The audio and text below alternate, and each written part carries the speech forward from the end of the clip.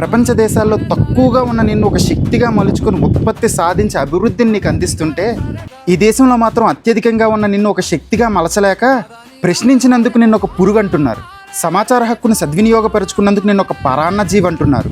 సామాజిక మాధ్యమంలో సత్యాన్వేషణ చేస్తుంటే నిన్ను బొద్దింక అంటున్నారు. కానీ ఈరోజు బొద్దింక నువ్వేం చేయగలవు అంటే, అధికార అహంకారుల వెన్నులో వణుకు పుట్టించగలనంటుంది. నన్నులో కలుపుకుంటూ ఏకంగా ఈ తరం సమూహానికి దిక్సూచన అవ్వగలనంటుంది.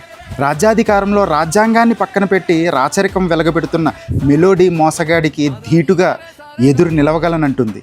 అయితే సరే, ఎక్స్ వేదికలో నిన్ను కనబడనివ్వను, నీ మాట వినబడనివ్వనని వాళ్ళంటే, బొద్దింకను కదా మళ్ళీ పుట్టుకొస్తానంటుంది.